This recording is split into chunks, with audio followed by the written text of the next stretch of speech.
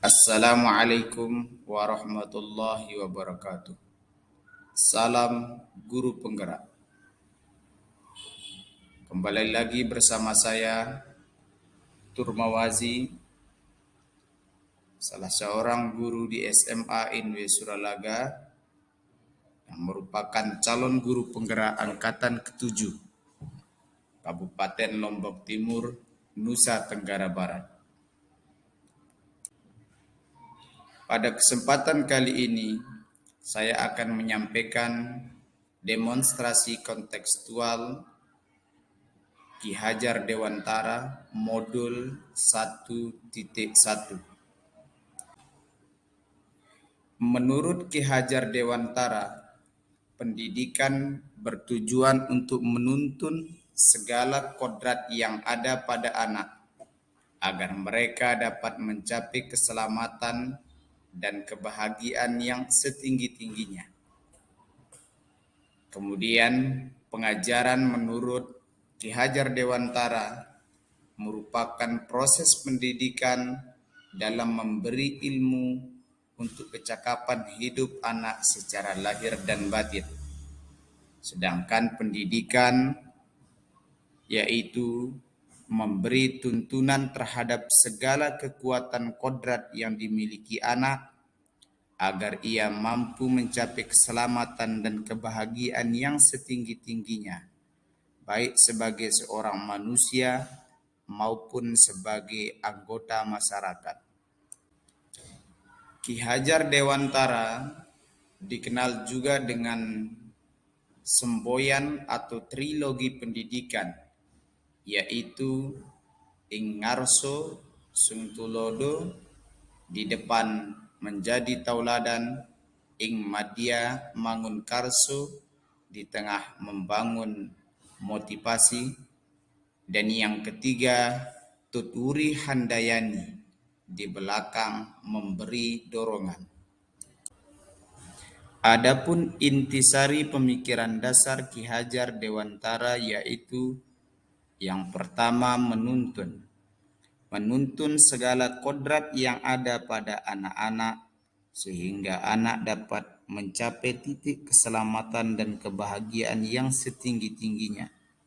Menuntun bukan pada kodrat dasarnya, tapi menuntun untuk memperbaiki tingkah lakunya. Yang kedua, pendidik ibarat petani. Dalam menanam padi, untuk jadi beras unggul, petani harus memiliki berbagai cara dan sabar mengurusnya. Dalam pembelajaran, guru harus memiliki banyak cara, bersabar, dan ikhlas untuk menghasilkan generasi atau anak yang baik. Yang ketiga, budi pekerti. Perpaduan antara gerak, pikiran, perasaan, dan kehendak atau kemauan sehingga menimbulkan tenaga atau semangat. Budi pekerti yang dimaksud adalah bahwa pendidikan bisa memanusiakan manusia menuju perbuatan yang baik. Yang keempat, bermain. Dalam hal ini, pendidik harus memahami bahwa kodrat anak adalah bermain, sehingga pembelajaran bisa diintegrasikan dengan bermain sambil belajar atau belajar sambil bermain. Yang kelima, menghamba pada anak. Menghamba ini bukan berarti dapat diperlakukan semena-menanya, tapi pendidikan harus berorientasi pada kebutuhan anak, sehingga anak dapat berkembang sesuai dengan minat dan bakatnya. Kegiatan yang sesuai dengan pemikiran Ki Hajar Dewantara yang bisa diterapkan di sekolah atau di kelas antara lain, yang pertama adalah pembiasaan sholat duha di setiap pagi hari dan sholat zuhur ketika menjelang pulang. Yang kedua adalah membiasakan memulai dan mengakhiri pelajaran dengan membaca doa. Yang ketiga, pelaksanaan Sabtu Budaya setiap minggu dengan menampilkan kreasi, seni, budaya daerah asal, termasuk menampilkan berbagai macam permainan tradisional serta berbagai macam jajanan tradisional. Yang keempat yaitu menumbuhkan semangat gerakan literasi sekolah, baik membaca buku 10 menit sebelum memulai pelajaran ataupun membaca Al-Quran. Yang kelima yaitu memperbanyak ekstrakurikuler untuk menampung bakat dan minat siswa di sekolah sehingga tidak terlalu terfokus pada kegiatan rumah yaitu bermain game. Yang keenam, membudayakan atau membiasakan kembali makan dengan cara bersama yang kita kenal dengan begibung. Yang ketujuh adalah membudayakan disiplin siswa, baik disiplin waktu, disiplin berpakaian, disiplin kehadirannya di sekolah. Nah, yang ke-8, dalam upaya meningkatkan budi pekerti anak, maka di sekolah juga ditambah dengan pelajaran kitab Ta'limul Muta'allim, yang mana pada pelajaran ini siswa belajar bagaimana tata cara belajar yang baik dan bagaimana cara menghormati ilmu dan guru, sehingga menjadi siswa yang beradab, menghargai ilmu dan menghargai gurunya. Dalam melakukan penerapan pemikiran Ki Hajar Dewantara, tentu berbagai macam tantangan akan kita hadapi. Adapun yang kami hadapi di sekolah antara lain kurangnya media pembelajaran yang disediakan oleh sekolah dikarenakan sekolah masih dalam proses membangun. Yang kedua, mayoritas guru belum memahami konsep pemikiran Ki Hajar Dewantara sehingga cenderung apatis terhadap kegiatan siswa maupun proses pembelajaran yang ada di kelas.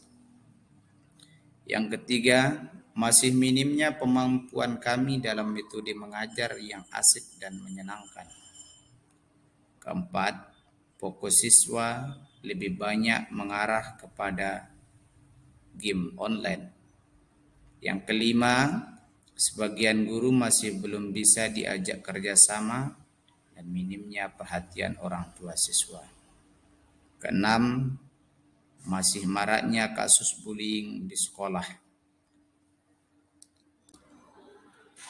Adapun solusi yang kami lakukan untuk keluar dari tantangan yang sebelumnya antara lain, pertama, memanfaatkan media pembelajaran di alam sekitar sambil menunggu ketersediaan banyaknya media pembelajaran yang disediakan oleh sekolah. Yang kedua, melakukan pengimbasan terhadap Bapak Ibu guru lain terkait pemikiran dasar Ki Hajar Dewantara tentang pendidikan yang didapatkan ketika mengikuti pendidikan program guru penggerak. Yang ketiga adalah mengikuti berbagai kegiatan pengembangan diri, salah satunya melalui program guru penggerak, melalui seminar, melalui pelatihan, melalui BIMTEK, dan kegiatan sejenis lainnya. Yang ketiga, memperbanyak kegiatan pengembangan siswa yang menarik, asik, dan menyenangkan, baik kegiatan di pagi hari maupun kegiatan ekstrakurikuler yang bisa menampung bakat dan minat semua siswa yang ada di sekolah. Yang keempat, membangun komunikasi dan berkolaborasi dengan semua pihak yang ada di sekolah, baik Bapak Ibu guru, para siswa, civitas akademik sekolah, demikian juga membangun komunikasi dan kerjasama yang baik dengan orang tua siswa. Yang terakhir yaitu penanaman nilai-nilai agama atau budi pekerti dan kesetiakawanan untuk menghilangkan konflik antar siswa di sekolah. Demikianlah demonstrasi kontekstual pemikiran dasar Ki Hajar Dewantara. Kami ucapkan banyak terima kasih. Assalamualaikum warahmatullahi wabarakatuh. Guru penggerak, tergerak, bergerak, menggerakkan.